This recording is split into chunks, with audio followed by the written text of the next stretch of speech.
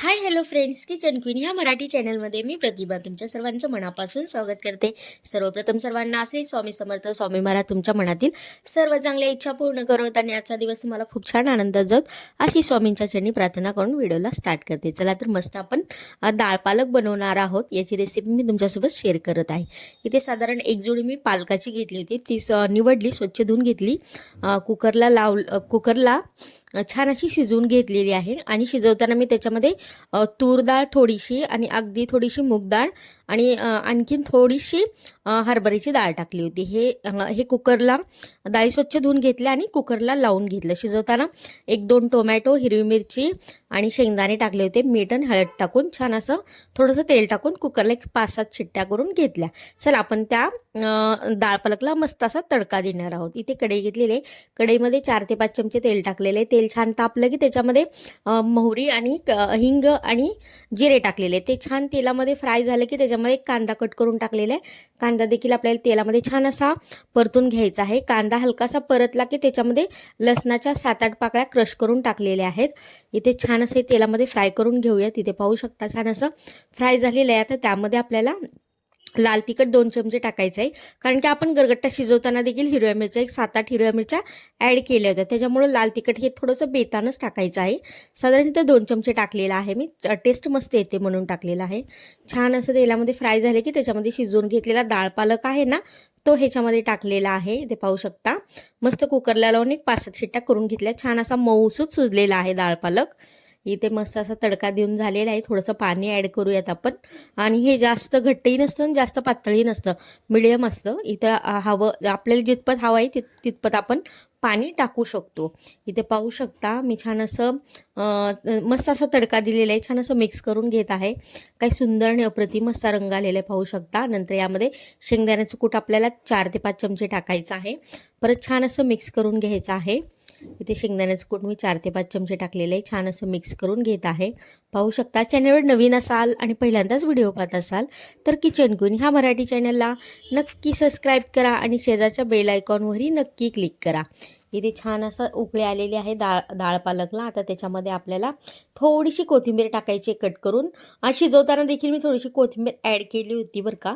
आता थोडीशी मी टाकलेली आहे. नंतर यामध्ये गरम मसाला टाकायचा आहे. साधारण अर्धा चमचा गरम मसाला टाकायचा. फार छान टेस्ट येते. मस्त असं मिक्स करून घेतलेलं आहे. मस्त टेस्टी आणि अप्रतिम असा डाळ पालक बनून तयार आहे. आता चला आपण ह्या डाळ पालक सोबत खाण्यासाठी मस्त अशी बाजरीची भाकरी बनवणार आहोत. इथे बाजरीचं पीठ मी छान असं चाळून घेतलेलं आहे, पाहू शकता. इथे चपात्या माझ्या करून झाल्या होत्या. 1-4-5 चपात्या केलेल्या आहेत मी आणि 2च भाकऱ्या करणार आहेत. आता भाकरी करताना आपल्याला थोडंसं त्याच्यामध्ये हळद टाकायचं आहे आणि थोडं थोडं पाणी टाकून छान असा गोळा मळून घ्यायचा आहे. जास्त घट्टही नाही आणि पातळही नाही. पाहू शकता मी बाजरीची भाकरी पीठ मळून घेत आहे. थोडं थोडं पाणी टाकून छान असं पीठ मळून घेतलेलं आहे आणि याला घसघस असं मळायचं. भाकरी एकदम मऊसूत होते आणि टम्म अशी फुगते. इथे पाहू शकता छान असं मी 5 मिनिटं छान पीठ घसघस मळून घेतलेलं आहे. आता मस्त आपण याच्या भाकरी करून घेऊयात. इथे थोडंसं खाली पीठ टाकायचं आहे, थोडं हाताला पीठ लावायचं आहे आणि मस्त अशी भाकरी थापून घ्यायची आहे. पाहू शकता मस्त अशी भाकरी थापून घेत आहे.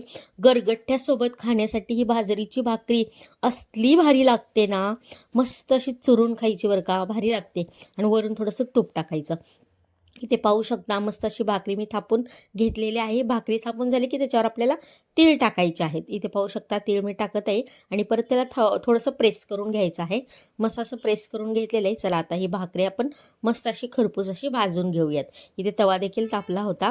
मी भाकरी त्यावर टाकलेली आहे आणि भाकरी टाकली थोडंसं त्याच्यावर पाणी स्प्रेड करायचं आहे सर्व बाजूनी.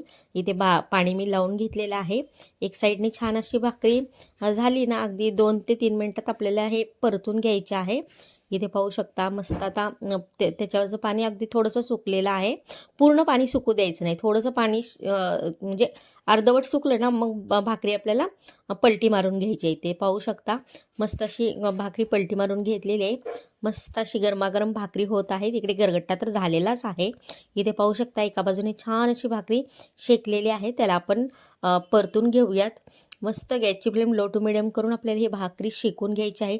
थंडीच्या दिवसात ही गरमागरम बाजरीची भाकरी आणि गरगट्टा इतका मस्त लागतो ना चुरून खायला, मस्त तोंडी रवायला कांदा आणि हे. आणखीन काय पाहिजे, एकदम मस्त टेस्टी लागतं. मस्त आपण भाकरी शेकून घेत आहोत दोन्ही बाजूने. इथे पाहू शकता मस्त टम्म अशी भाकरी फुगलेली आहे. इतकं मस्त लागतं ना, अगदी म्हणजे थंडीच्या दिवसात हे आवर्जून खावं असं हे आहे. व्हेज थाळी बनवून तयार होते. गरगट्ट्या भाजी, भाकरी मस्त लागते. इथे पाहू शकता मस्त अशी गरमागरम आपली बाजरीची भाकरी बनून तयार आहे. मस्त टम्म फुगलेली आहे. अगदी अप्रतिम आणि सुंदर दिसत आहे भाकरी. पाहू शकता मस्त भाकरी बनून तयार आहे. रेसिपी आवडली असेल तर चॅनलला नक्की सबस्क्राईब करा. मस्त इथे ताट वाढून घेतलेलं आहे. मस्त इथे ताट वाढून तयार आहे. चला तर मस्त मी ही चुरून खाणार आहे. गरमागरम बाजरीची भाकरी आहे. मस्त गरगट्टा बनवलेला आहे चमचमीत. मस्त असं चुरून खायचा, इतकी मज्जा येते ना, इतकं टेस्टी आणि अप्रतिम लागतं. मस्त इथे भाकरी चुरत आहे, तुम्ही पाहू शकता. आणि कोणाकोणाला असं बाजरीची भाकरी आणि गरगट्टा आवडतो त्यांनी व्हिडिओला नक्की लाईक करा. इथे पाहू शकता.